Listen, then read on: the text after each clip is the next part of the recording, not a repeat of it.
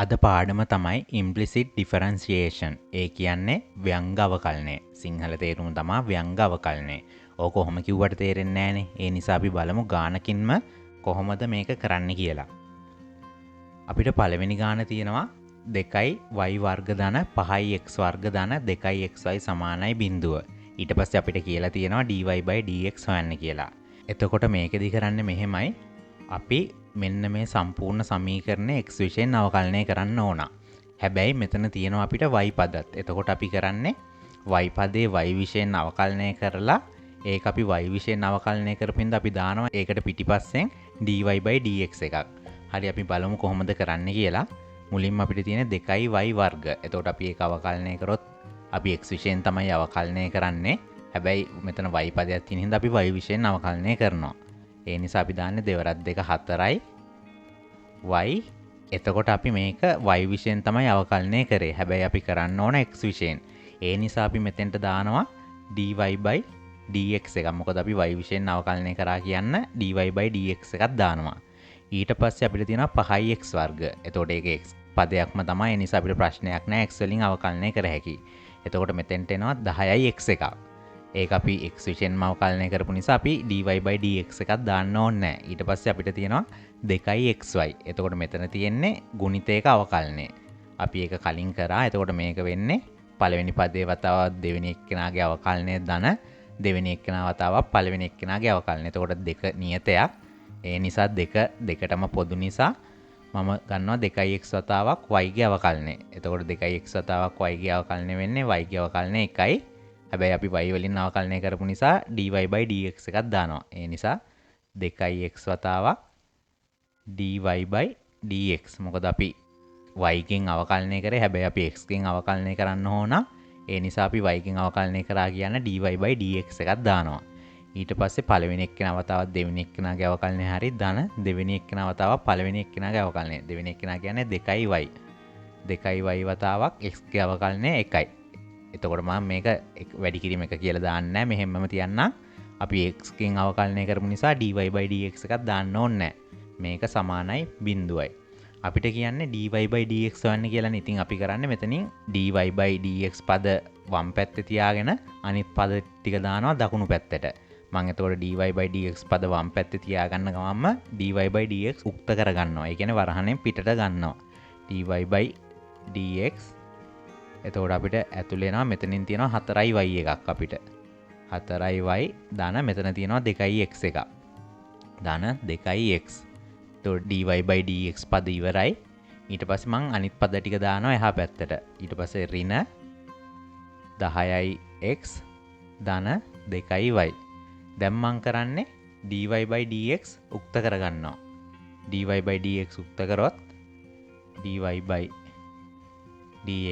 සමානයි මෙතනදි වෙන්නේ ඍණ 10යි x ධන 2y. හරස් ගුණිතය විදියට උක්ත වෙනවා. යටට එනවා 4යි y ධන 2x. එතකොට මේ ඔක්කොම ආයෙ දෙකෙන් බෙදෙනවා. මේක දෙකෙන් බෙදුනොත් අපිට එනවා ඍණ 5x ධන y බෙදීම 2y ධන x. එතකොට මේකට උත්තරේ මේක තමයි. එතකොට ඉම්ප්ලිසිට් ඩිෆරන්සියේෂන් ඒ කියන්නේ ව්‍යංග අවකලනය කියන්නේ අපිට මේ වගේ x වලයි y වලයි ශ්‍රිතයක් දීලා අපෙන් අහනවා dy/dx. ඒක කොහොමද හොයන්නේ කියන එක තමයි ඉම්ප්ලිසිට් ඩිෆරන්සියේෂන් කියන්නේ. එහෙනම් අපි මේක තව ටිකක් පැහැදිලි කරගමු තව උදාහරණයකින්. දෙවෙනි ගාන අපිට තියෙනවා දෙවතාවක් x වර්ග ධන y වර්ගය සමානයි 25යි xy කියලා එකක්. ඊට පස්සේ ඒකේ dy/dx හොයන්න කියලා තියෙනවා. මේකෙදි මුලින්ම කරන්න ඕන මේ 25යි xy කියන එක සමාන කිරීමේ ලකුණෙන් වම් පැත්තට ගන්න ඕන. එතකොට ඒක කළා හිටියොත් දෙවතාවක් x වර්ග ධන y වර්ගයේ ඍණ 25යි xy සමානයි බිඳුවයි. ඊට පස්සේ මම කරන්නේ මේක x විශයෙන් අවකලනය කරගන්න එක. එතකොට මම මුලින්ම මේක සලකනවා මෙන්න මේ වරහන් ඇතුලේ තියෙන එක x කියලා. එතකොට අපිට එන්නේ 2යි x වර්ගයේ අවකලනය. එතකොට ඒක අවකලනය වුණොත් දෙවතාවක් 2 4යි x වෙනුවට තියෙන්නේ x වර්ග ධන y වර්ගයේ වර්ගයක්. එතකොට මෙතන බලෙන් එකක් අඩු වුණාම 1 වෙනවා. ඊට පස්සේ අපි ඇතුලේ එක්කෙනාගේ අවකලනයෙන් වැඩි කරන්න ඕන. එතකොට ඇතුළේ එක්කෙනාගේ අවකලනය කියන්නේ x වර්ගය අවකලනය වෙන්නේ 2x. අපි x විශයෙන් අවකලනය කරපු නිසා මෙතෙන්ට dy/dx එකක් දාන්නේ නැහැ. ඊට පස්සේ ධන y වර්ගය අවකලනය වෙන්නේ 2y. හැබැයි අපි මෙතන y විශයෙන් අවකලනය කරේ ඒත් කරන්න ඕන x විශයෙන්. ඒ නිසා අපි දානවා dy/dx එක. dx. එතකොට පළවෙනි පදේ අවකලනය මෙහෙම තමයි එන්නේ. ඊළඟට මම අවකලනය කරනවා ඍණ 25xy කියන එක. එතකොට ඒක තියෙන්නේ ගුණිතයක අවකලනය. ඒක කරන්නේ මම පළවෙනි පදේ විදිහට සලකනවා 25x සහ දෙවෙනි පදේ විදිහට සලකනවා 25y. මොකද 25 කියන්නේ නියතයක් හින්දා. ඒ නිසා මම මෙතන ලියනවා ඍණ පළවෙනි එක්කෙනාව තවත් දෙවෙනි එක්කෙනාගේ අවකලනය දාන දෙවෙනි එක්කෙනාව තව පළවෙනි එක්කෙනාගේ අවකලනයනේ. එතකොට 25x වතාවක් y ගේ අවකලනය. 25x වතාව y ගේ අවකලනය කියන්නේ 1යි. y විශයෙන් අවකලනය කරපු නිසා මම දානවා dy/dx. ඊට පස්සේ ධන 25y වතාවක් x ගේ අවකලනය. 25y වතාවක් x ගේ අවකලනය වෙන්නේ 1යි.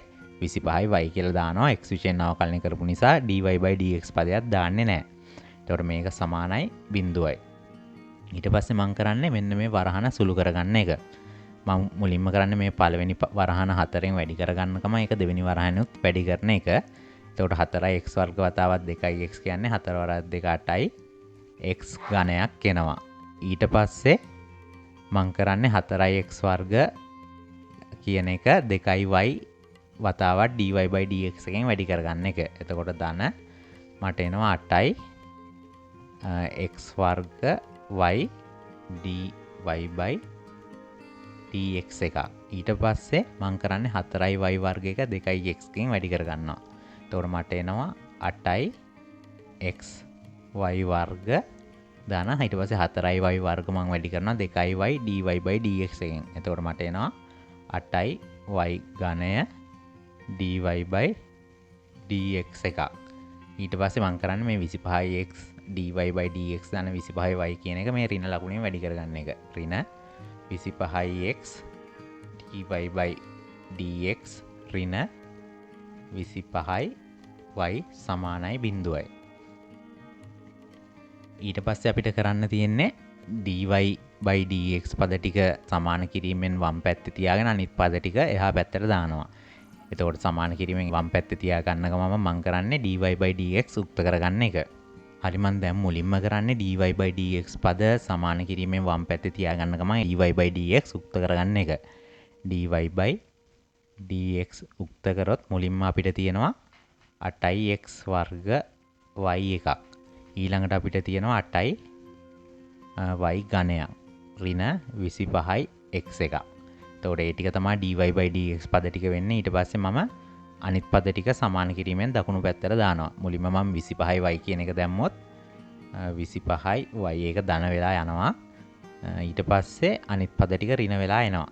8යි x ඝනය ඍණ මෙතන තියෙනවා 8යි xy වර්ගය. 8යි xy වර්ගය. ඊට පස්සේ මම කරන්නේ dy/dx උක්ත කරගන්න එක. dy/dx සමානයි හරස් ගුණිත විදිහට මේක උක්ත කරගන්න පුළුවන් 25y ඍණ 8x ඝනය ඍණ 8xy වර්ග බෙදීම මේ වරහන් ඇතුලේ තියෙන එක ඉර යටට එනවා. 8x වර්ග y ධන 8y ඝනය ඍණ 25x. එතකොට මේ විදිහට තමයි සුළු වෙන්නේ. එහෙනම් අපි ඊළඟට බලමු ඊළඟ ගාන කොහොමද හදන්නේ කියලා. ඊළඟ ගාන අපිට තියෙනවා sin x ධන cos 2y සමානයි 2යි. ඊට පස්සේ අපිට කියනවා dy/dx හොයන්න සහ බිඳුවකම ෆයි බෙදීම දෙකේදී ග්‍රේඩියන්ට් එක හොයන්න කියලා. එතකොට මුලින්ම අපි dy/dx හොයන්ගෙමු. එතකොට මේකෙදිත් මම කරන්නේ කලින් එක වගේම මෙන්න මේ දෙක සමාන කිරීමේ ලකුණෙන් වම් පැත්තට අරන් ලියනවා. එතකොට ඒක ලිව්වොත් sin x ධන cos 2y ඍණ 2 සමානයි 0යි. දැන් මම කරන්නේ මේක x විශයෙන් අවකලනය කරනවා. එතකොට sin x ගේ අවකලනය වෙන්නේ cos x. cos x අපි මේක x විශයෙන්ම අවකලනය කරපු නිසා dy/dx එකක් ලියන්නේ නැහැ.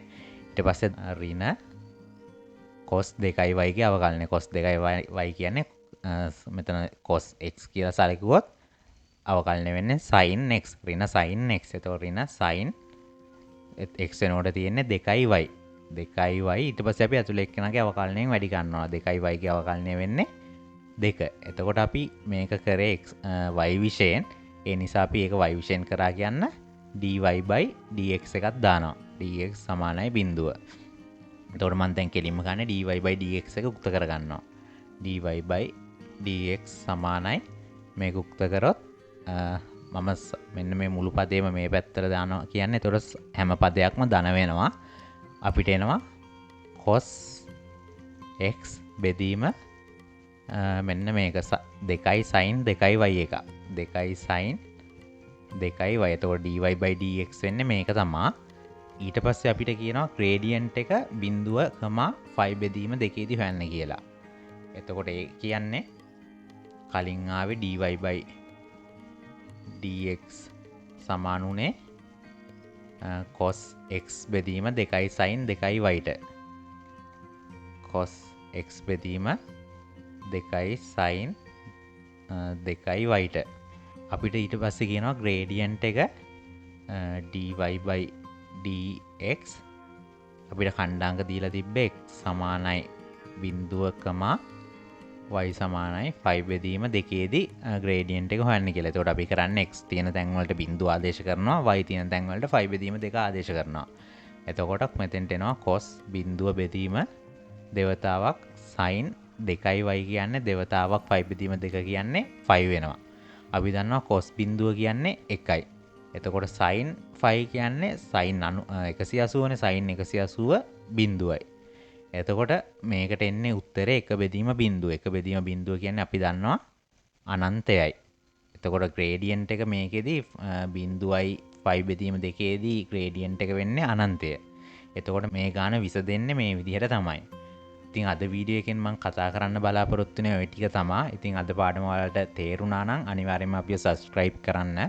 ඒ වගේම ඔයාලා ඉංජිනියරින් කරන හෝ කරන්න බලාපොරොත්තු වෙන ශිෂ්‍යයෙක් නම් අපේ channel එක subscribe කරලා තියාගන්න. මොකද ඔයාලට වැදගත් වෙන ගොඩක් දේවල් අපි මේ channel එකේ කතා කරලා තියෙනවා සහ ඉස්සරහට කතා කරනවා. එහෙනම් ඊළඟ වීඩියෝ එකෙන් හම්බෙමු.